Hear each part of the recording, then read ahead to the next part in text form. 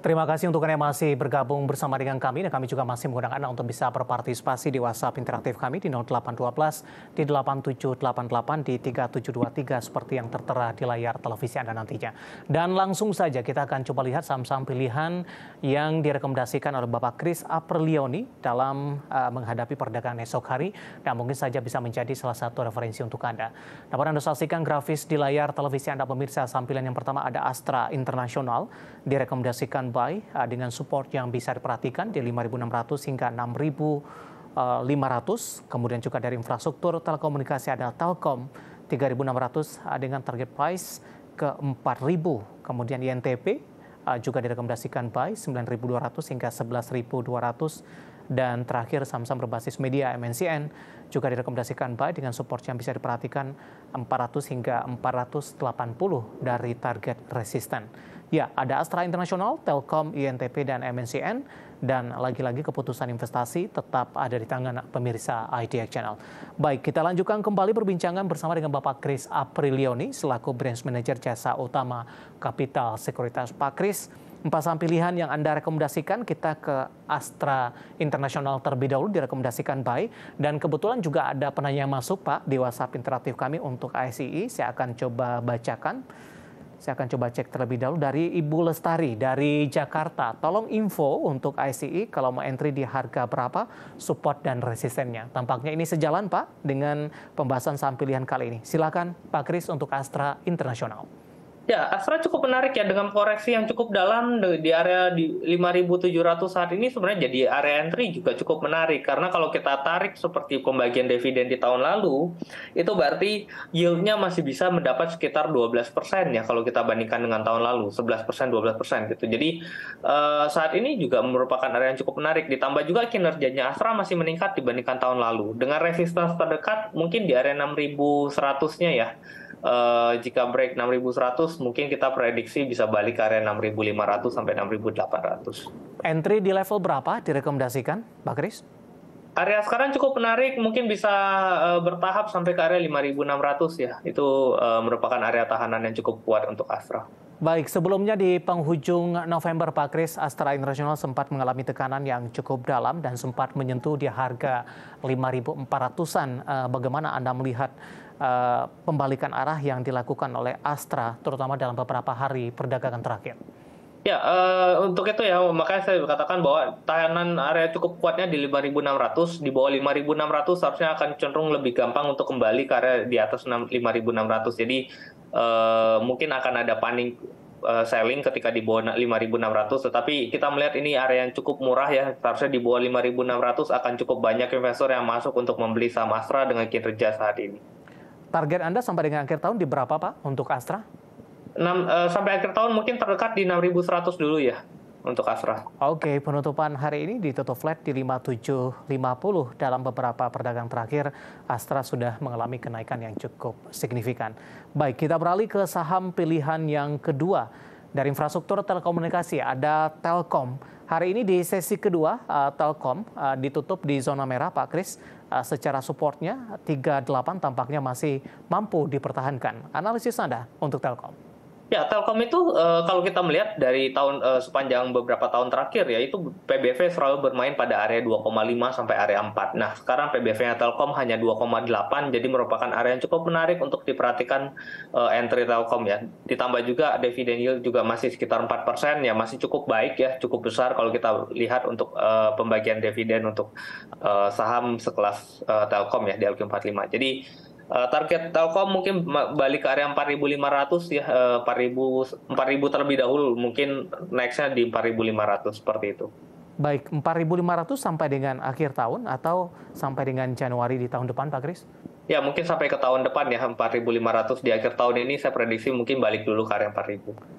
Baik, analisis untuk Telkom saham pilihan kedua di penutupan sesi kedua hari ini di 3810 melemah di 0,52% dan masih ada potensi sampai dengan akhir tahun ke level 4.000. Dan lagi-lagi keputusan investasi tetap ada di tangan pemirsa IDX Channel. Kita beralih ke INTP Pak. Saham-saham produsen semen ini tampaknya juga masuk ke dalam rekomendasi Anda, analisis dan pertimbangan, terutama dari sisi teknikal dari beberapa saham produsen semen. INTP tampaknya lebih direkomendasikan. Penutupan sesi kedua hari ini tertekan cukup dalam di 2,09%. Ya, INTP kalau kita lihat juga berada pada area terendahnya di area 8.800 ya. Jadi ini merupakan area yang cukup menarik sebenarnya. Dan secara short term technical ini bolak-balik di area 9.100 sampai 10.000-an. Jadi mumpung areanya sudah mendekati area support dan kita melihat yield pembagian dividennya juga cukup besar ya, mungkin bisa mencapai 5%. Ini juga masih cukup menarik, ditambah juga INTP akan rencana masih akan mengakuisisi pabrik semen lain seharga 1,5 triliun. Ini seharusnya dapat memberikan kinerja yang lebih baik di kedepan hari. Jadi INTP menarik untuk di area saat ini. Oke, target price cukup lebar Pak di 11.200 Pak Kris. Ya, masih ada spare sekitar 10% kali ya untuk target price. Baik, penutupan hari ini di 9350 melemah di 2,09%. Tadi dari sisi support yang bisa diperhatikan di 9.200, resisten di 11.200. Kita beralih ke samping yang terakhir, MNCN Pak Kris. Anda juga rekomendasikan buy. Analisisnya untuk MNCN? Ya, MNCN dengan perusahaan sebesar MNC dijual di PBV 0,3 ini menurut saya merupakan area yang cukup menarik ya untuk diperhatikan. Bahkan level MNCN saat ini lebih rendah daripada level penurunan di koreksi COVID kemarin di tahun 2020 yang hanya sekitar 600-an ya. Sekarang berada pada 420 dengan kinerja yang sebenarnya tidak cenderung jelek ya kalau kita melihat masih profit dan dijual di PBV 0,3 menurut saya merupakan area yang cukup murah. Oke, price earning ratio-nya sampai sejauh ini di 5,47 kali, PBV-nya di 0,32 kali, dan penutupan hari ini untuk MNCN di 422, sementara supportnya tadi di 400 dan target price di 480, dan lagi-lagi keputusan investasi tetap ada di tangan pemirsa IDX Channel. Pak Kris, kita masih punya satu segmen lagi, kita akan jeda kembali terlebih dahulu. Beberapa pertanyaan sudah masuk di WhatsApp interaktif kami, nanti kita akan coba ulas satu persatu, dan pemirsa kami akan segera kembali usai jeda berikut ini. Kita sudah sampai di segmen terakhir dan terima kasih juga untuk Anda yang masih bergabung bersama dengan kami. Pak Kris, kita lanjutkan kembali Pak. Ada beberapa pertanyaan langsung saja. Ada Bapak Anggiat dari Bekasi menanyakan saham Hoki. Pak Kris, Buyung Putra Sembada Tbk. Sudah beli di 175, take profit di harga berapa ya? Sebelumnya sudah pernah cicil jual ketika Hoki berada di level Rp200 per saham. Hari ini koreksi cukup dalam 4,23%, masih profit karena penutupan di Rp181 per sahamnya. Ya, kalau kita lihat Hoki sekarang mungkin akan ada koreksi terlebih dahulu ya, mungkin sampai ke area 157 sampai 163 terlebih dahulu ya. Jadi mungkin mumpung masih profit bisa take profit terlebih dahulu karena area 200-nya merupakan area yang cukup keras kalau diperhatikan. Baik, selanjutnya saya beralih ke pertanyaan Bapak Diki dari Kalimantan. Terima kasih sudah bergabung, menanyakan Medco Pak. Hari ini koreksi cukup dalam di atas 6%, sudah ambil posisi nyangkut di 1.100-an, tepatnya di 1.120. Apakah bisa kembali ke 1.100 dalam 1 bulan ke depan, Pak Kris, untuk Medco? Ya, Medco selama berada di atas 1015 seharusnya masih punya kesempatan untuk kembali mengetes area resistance di 1135. Jadi sebaiknya wait and see terlebih dahulu atau mungkin di dekat di bawah 1050 bisa averaging down dengan area resiko sudah tidak terlalu besar di 1015 tahanan terakhir. Baik, Anda melihat koreksi dalam yang terjadi hari ini disebabkan oleh apa Pak Kris? Apakah ini juga berkaitan dengan tahapan pembagian dividen dari Medco ataupun mungkin ada aspek lainnya? Ya, kalau kita lihat sebenarnya dari harga crude oil sendiri itu penurunannya lumayan ya. Dalam 1 minggu terakhir dari area 79-an sekarang cuma di area 73. Jadi hampir melemah sebesar 6%. Jadi ini yang mengakibatkan harga Medco itu kembali melemah ya. Baik. Selanjutnya ada Bapak Samekto dari Surabaya menanyakan saham Tower, Pak. Apakah sudah bisa entry buy, terutama di level penutupan hari ini?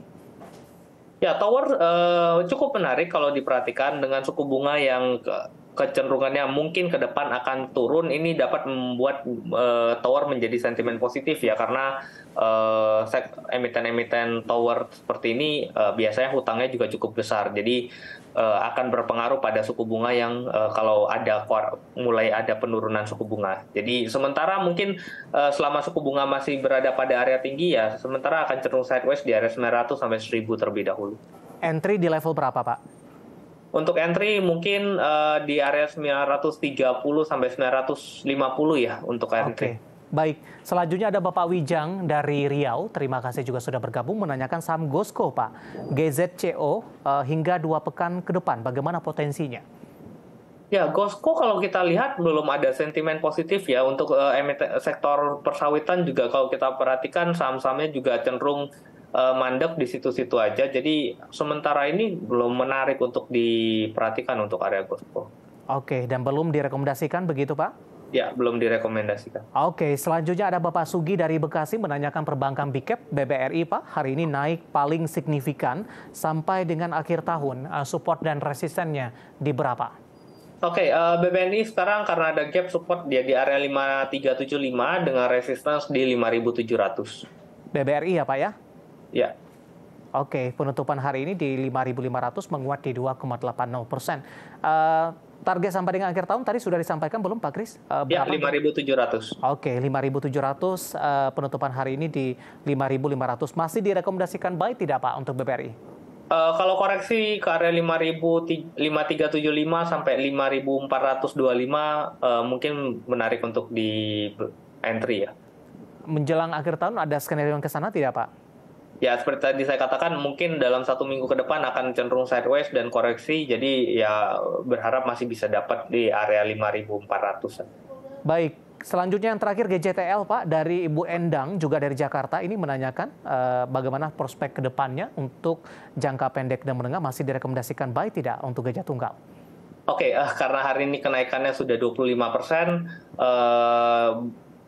sampai arah, jadi karena arah itu kan berarti mengatakan bahwa demand-nya masih cukup tinggi ya. Jadi besok kemungkinan pagi masih akan mengalami kenaikan. Jadi tetapi perhatikan area entry-nya, kalau sudah naik mungkin di atas 7%, mungkin tunggu terlebih dahulu gitu ya, jangan terlalu buru-buru.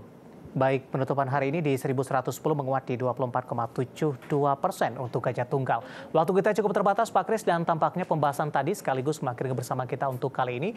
Terima kasih untuk Ibu Endang dan juga pemirsa lainnya sudah bergabung di WhatsApp interaktif kami. Pak Kris, terima kasih, sehat selalu, Pak. Ya, terima kasih Mas David. Baik, ada Bapak Kris Aprilioni, Branch Manager Jasa Utama Kapital Sekuritas. Akhirnya, saya David San Oval dan seluruh kerja yang petugas mengucapkan terima kasih dan sampai berjumpa kembali.